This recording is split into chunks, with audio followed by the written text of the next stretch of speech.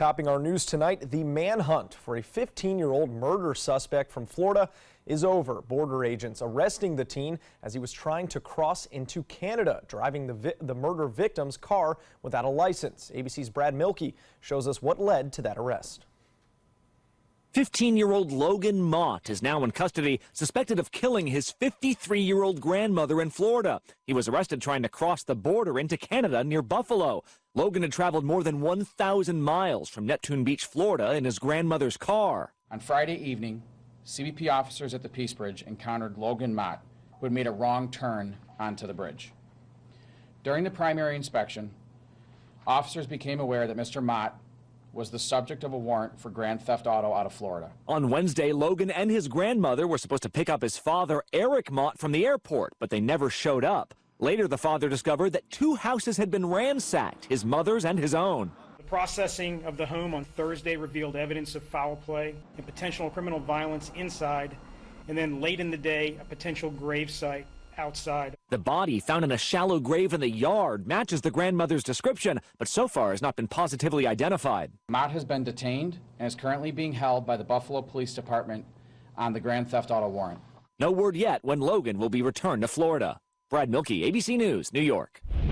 And back here at home, we are learning new details tonight about the victims killed in that fatal interstate crash on Thanksgiving. The crash in Hillsborough County, leaving 3 people dead, including a Bradenton man and a couple on their way to Tampa. Recently engaged Lachey Waiters of Bradenton and Yvette Alexander of Ruskin were heading southbound on I-75 when a wrong-way driver collided with them. The driver, identified as 21-year-old Justin Lakin from Bradenton, son of a former Manatee County judge, John Lakin. The crash killing all 3 of those involved. Yvette's mother recalling the last moment she saw her daughter. Okay, when I'm going to go to Tampa to drop off my friend, she gave us a kiss, and then she went down the stairs. I feel like a part of me was ripped out of me. Yep. Yvette's parents' message to all drivers: please pay attention. It can make all the difference in your life and someone else's. A Charlotte County Sheriff's deputy has been cited in an accident that took place this afternoon. The Florida Highway Patrol reporting that Port Charlotte deputy Brad Armistead failed to complete a stop at a stop sign, entering an intersection in Inglewood and colliding with a van. Both drivers were treated for minor injuries at the Inglewood Hospital. Well, power has been restored to Northport customers tonight after a fire this morning caused multiple outages. The Northport police sharing this photo of a power line on fire at Pan American and Willow Creek. At this time, it is uncertain what exactly started that blaze, but Florida Power and Light were quickly called out to the scene. Power was restored less than an hour later.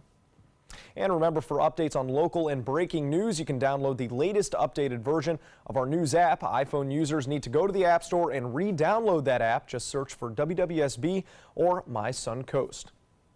Well, did you make a purchase today at a locally owned business? If so, you're likely one of 71 million Americans supporting Small Business Saturday. ABC 7's Erica Jackson spoke to these small business owners today to find out how the initiative makes an impact here locally.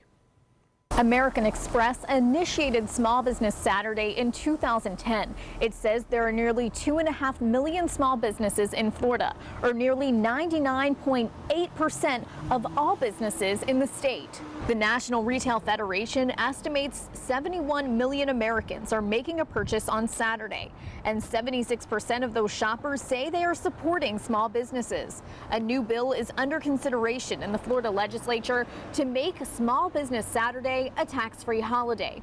That would make a big impact locally, since most of the 150 shops and restaurants in downtown Sarasota are independently owned. When the smaller businesses go away, I think you're going to see depletion of the economy. So to me, I think it's the backbone of the economy. Small businesses in Florida also help the economy by bringing down the unemployment rate. According to the U.S. Small Business Administration, small businesses in Florida created 102,000 jobs in 2014, and 42% of people were working for small businesses that year. Reporting in downtown Sarasota, Erica Jackson, ABC 7, your Suncoast News.